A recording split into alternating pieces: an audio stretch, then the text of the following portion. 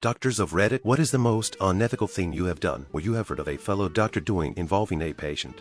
My best friend's mother, Rula, is from Lebanon. When Rula was a young girl, she got pretty badly injured and went to the hospital. The doctor then proceeded to tell Rula's mother that she had passed away due to the injuries. She did not believe her and soon discovered Rula locked in a closet, waiting to be presumably be sold into slavery.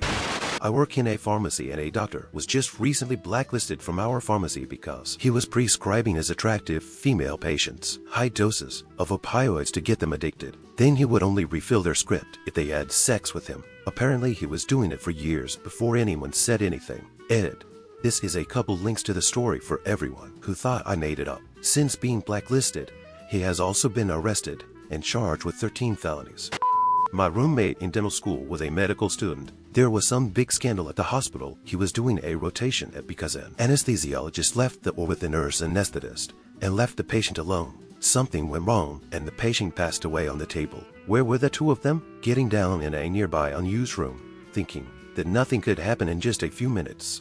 I once knew an OB who didn't like to work after about 5 p.m. So at the end of office hours, if they had someone in labor, they would swing by labor and delivery and find a reason to do a C-section on them. Sometimes they blamed the baby's heart rate tracing, justified or not, but the classic one would be that they would check the patient's cervix and lie about how dilated it was so it seemed as if labor wasn't progressing rapidly enough, and say, "I just don't think this is going to work. Cut her and be home for dinner." In the Seattle area, the undisputed rulers of mass LASIK eye surgery were DRS. King and Mo Kovac were on all the radio stations. They comped DJS and talk host-free LASIK in return for on-air testimonials. Everyone in the metro area knew DRS. King and Mo Kovac, they were household words. Then it turned out that Dr. Mo Kovac tried to hire a Russian hitman to off Dr. King. The practice collapsed and a lot of radio hosts had to explain their affection for a guy who was up for conspiracy to commit murder. Dr. Mo Kovac got 20 years in the King and Dr. King is still in the LASIK game. Literally less than half an hour before I read this question, my dad, a cardiologist himself, told me of a local cardiologist who tried to hire a hitman on his business rival, had a secret room behind a bookshelf that was filled with illegal weapons, and wrote patients' prescriptions so they could get their painkiller fix. Pretty weird that I read this thread right after he told me all this stuff. I am currently a medicine student in Mexico. One of my professors told us that during his residency, he worked in hospital on a fairly poor area. In these sorts of places, birth control is a relatively unused practice, leading to poor families of 6+ children. In effort to stop this, they began to sterilize women during their children's birth regardless of their wishes. It's still a fairly common practice in the hospital. My grandfather was a physician in a small town and also worked as the pharmacist, as this was how it was done in rural areas. He lost his medical license for trading medication for sexual services from patients. He was a brilliant doctor and graduated top of his class from Dalhousie but was a weirdo. When I was younger, he was also arrested for smuggling drugs into Canada. From a patient perspective, I still have trouble with this one. I was getting a severe wound on my shin cleaned of debris with a scrub brush. The doctor, for some reason, wasn't wearing any face protection and managed to splash wound juice into her mouth. Her response was "I got your juices in my mouth." I was horrified, never returned. A friend of mine in high school, who happened to be a foster kid, told me how her drug-addicted mom had to trade sexual favors for her court-appointed psychiatrist to declare her fit enough to visit. Turned out to be true, and he was doing it to nearly all his female patients. He seemed to especially favor the mentally challenged ones. What's worse is after this asshole got stripped of his license to practice, he moved to another state and became a guidance counselor at a goddamn middle school. By the time his past was discovered, he died of a heart attack with his latest mistress, a 14-year-old with cerebral palsy. There was an old dentist in my hometown who was well liked. He was the sort of old-timey dentist that wouldn't give you Novocaine or anything like that for anything more complicated than a filling. He would pull the tooth. He preserved the teeth in his basement in a barrel of chemicals to keep it from smelling. He later put said teeth into a concrete memorial for his dog. Thousands and thousands of teeth. After he died, everyone learned it. He wasn't even a licensed dentist.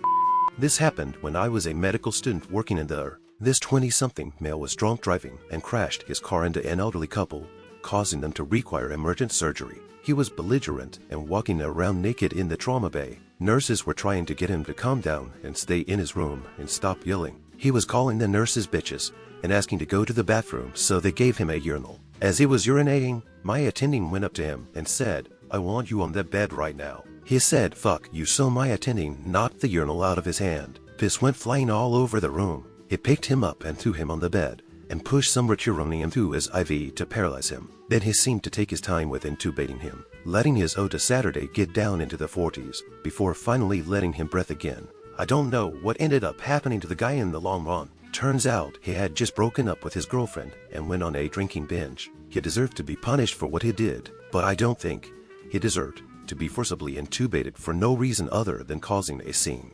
It was in the news here, but there was a surgeon in Birmingham, I think, who found essentially burned his initials onto patients' livers. My colleague worked with him and saw him do this. I personally haven't seen much that's too bad. There are a lot of pretty dark jokes in the doctor's office, but nothing potentially damaging. A nurse did once offer to give me unprescribed flucloxacillin for a skin infection, but I politely refused.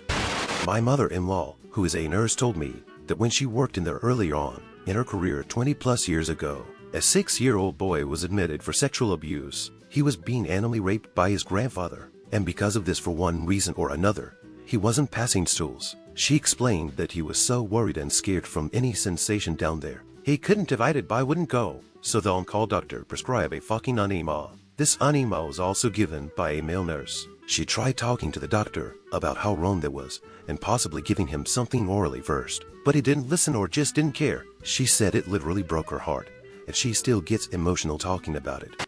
My doctor denied giving a referral to me for a gynecologist at age 16, even though my mother was the one asking, because it was against his personal beliefs to help provide teenagers with a way for having unprotected premarital sex. Totally not his place. Edit, to make things clear, at the time we were asking for the referral, I wasn't sexually active. This wasn't a case of asking for birth control. I had extremely irregular and heavy periods that would last over a month at a time, which led to other problems, including anemia. We needed to find out what was causing it, and a gynecologist was the person to see, considering the circumstances and body parts involved. He denied giving us a referral before we even explained why we wanted one, because he made the assumption that I was whoring around. So I repeat, not his fucking place.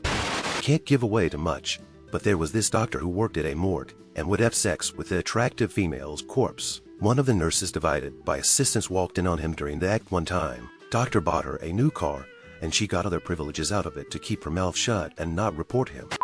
I knew a girl in high school. Her father was a dentist, and he got in trouble for putting his semen in syringes and asking female patients to try his new mouthwash that he was working on. He told them to swish and swallow. Let's just say he didn't have his license much longer after a older lady knew the taste.